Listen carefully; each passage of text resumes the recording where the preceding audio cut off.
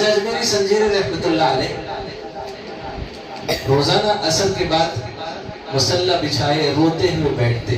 تو ایک نوجوان ہندو غیر مسلم کسی علاقے میں کیا کہتے ہیں وہ دلی میں پڑھنے کے لیے تھا، لیکن چھٹیوں میں جب وہ اپنے گھر آیا تو روزانہ عصر کے بعد خواجہ اجمیری سنجیری رحمۃ اللہ علیہ کو روتا ہوا دیکھتا تو اپنے گھر گیا اور ماں سے پوچھا کہ اماں جان یہ کیا بات ہے؟ یہ مسلمانوں کے کیا کہتے ہیں رہبر کو، قائد کو، رہنما کو، یہ مسلمانوں کا گرو ہے، یہ روزانہ کیوں روتے بیٹھتا ہے پتہ نہیں. تو ماں نے کہا کہ بیٹا مجھے کیا پتہ ہے، جاؤ جا کر اس سے پوچھو کیوں رو رہے ہو، کیا پرابلم ہے. تو وہ غیر مسلم حضرت کے پاس گیا اور کہا کہ بابا کیا بات ہے، آپ روزانہ یہ ٹائم روتے ہوئے بیٹھتے ہیں؟ تو کہنے لگے میرے پیر مرشد کی یاد آ رہی ہے اس لیے روتا ہوں، روزانہ ان کی یاد میں روتا ہوں. تو کہنے لگا کوئی کسی کی محبت میں بھی روتا ہے؟ بولے ہاں، جب محبت آئے گی تمہیں پتا چلے گا رونا محبت میں کیسے آتا ہے. تو بولے پھر کیسے پتا چلے گا؟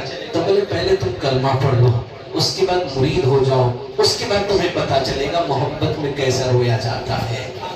تو کہا کہ میں اپنی ماں سے پوچھ کر آتا ہوں. گھر گیا، ماں سے پوچھا تو ماں نے کہا کہ بیٹا تو بچپنے سے جو بات کرتا ہے اپنی بات پر اٹل ہوتا ہے، تو بچپنے سے ضدی ہے.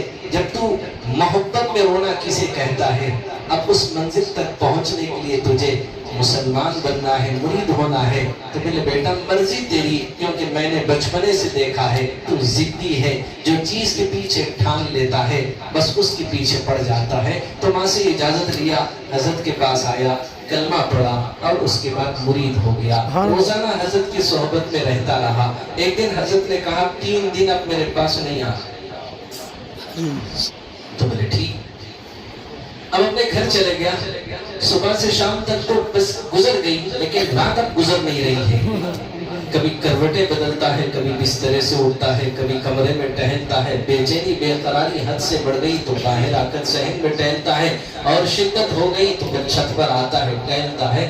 ماں اس منظر کو دیکھی تو بے چین ہو گئی، بے قرار ہو گئی. ماں نے اس کے پیچھے آیا اور چھت پر آ کر کہا کہ بیٹا کیا بات ہے؟ بولے اماں میرے کو سمجھ میں نہیں آ رہا کہ میرے ساتھ کیا ہو رہا ہے.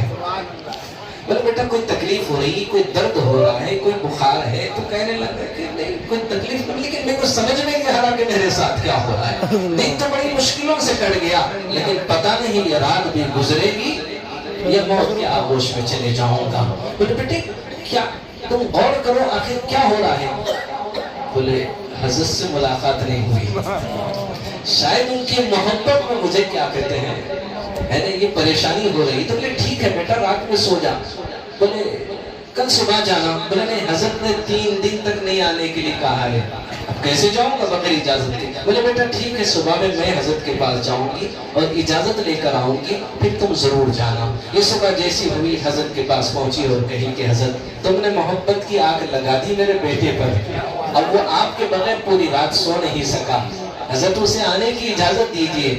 حضرت نے کہا کہ نہیں. تو بڑھیا کہنے لگی میرے بیٹے کی طرف نہیں، اس بوڑھی ماں کی طرف دیکھو کہ ساری رات اپنے بیٹے کی اس تڑپ کو میں برداشت نہیں کر سکی. حضرت نے جب اجازت لیا، نوجوان آیا تو حضرت نے کہا رونے لگا. حضرت نے کہا کیوں رو رہے ہو؟ بولے حضرت اب پتا چل گیا محبت میں بھی رونا.